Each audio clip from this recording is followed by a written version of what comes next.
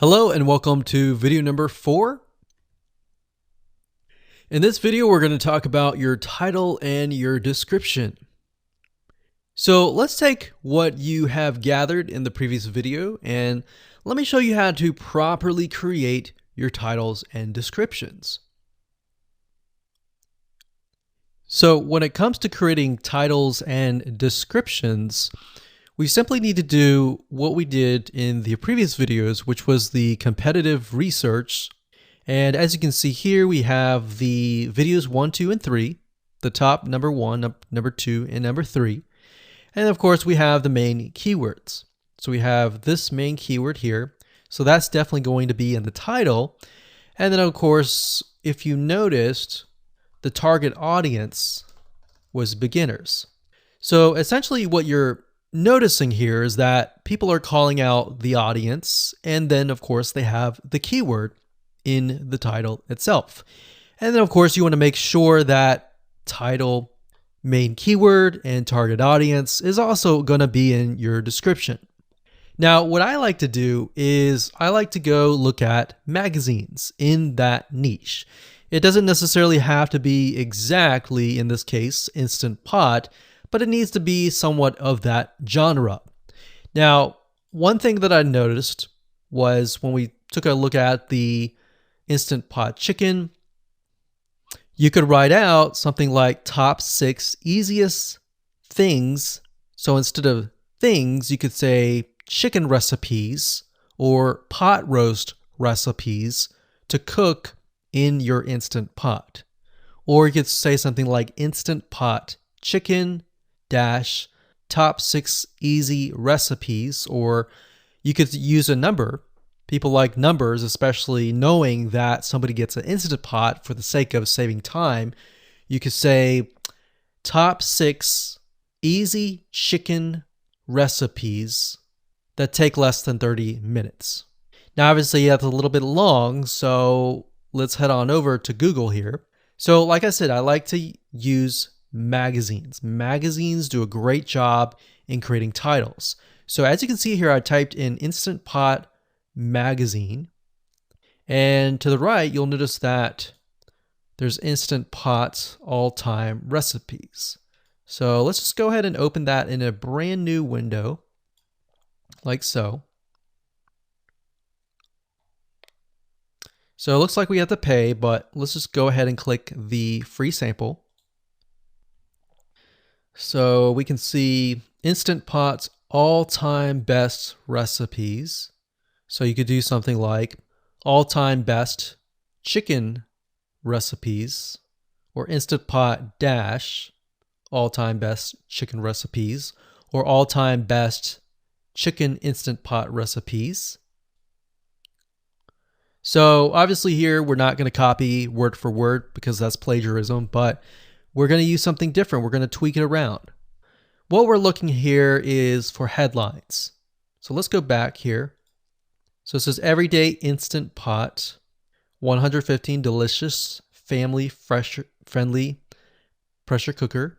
So we can say everyday Instant Pot, colon, 6 delicious family pressure cook recipes. So everyday Instant Pot chicken, as long as the word Instant Pot chicken is in there. So we got 66 Instant Pot recipes that put your pressure cooker to work. So we could say something like 6 Instant Pot chicken recipes that take less than 15 minutes. And yes, believe it or not, Instant Pot can literally cook something like a pot roast within less than an hour, or sometimes half an hour. Because it's a pressure cooker, it cooks a lot faster. So that's what I like to do, is I like to take a look at magazines. So it doesn't necessarily have to be Instant Pot in this example. It can be another food magazine.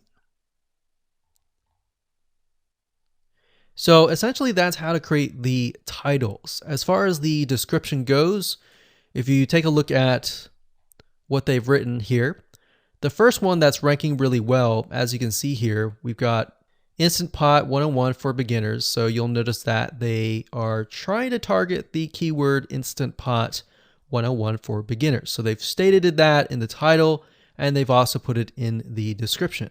So it says everything you need to know about how to use the Instant Pot in a beginner Instant Pot recipe. So notice that they use the keyword beginner, Instant Pot twice. And then of course they got Instant Pot hacks, Instant Pot yogurt. And what they're essentially doing here is they're linking to other related videos. Now, Google's smart enough and YouTube's smart enough to have an algorithm to read the description and think, okay, they've got other videos that they've created that are related to Instant Pot. This video must be good, or this channel must have a lot of relevant information. So we're going to rank it a little bit higher because it's going to give people what they want to see. So now we look down here, it says Instant Pot Chicken. So this is the lady who is ranking really high on Instant Pot, but also Instant Pot Chicken. So it says cook with me as I try a new recipe with my Instant Pot. So we can see the keyword Instant Pot here.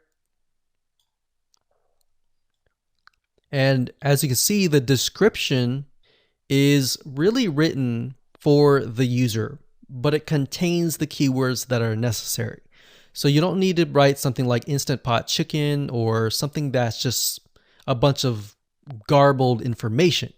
You want to make sure that the title and the description attract people first and foremost, and then embed the keywords within. So the third one, we've got top 6 easiest things to cook in your Instant Pot, perfect for beginners.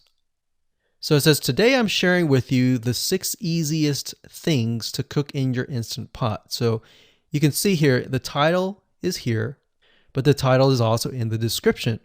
It says, now these are perfect if you are just starting out or even had the Instant Pot for a while.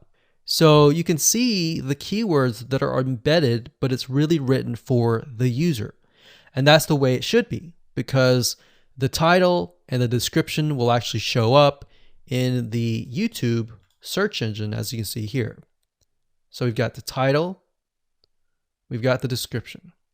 So we want to make sure that the first sentence in your description is catchy as well.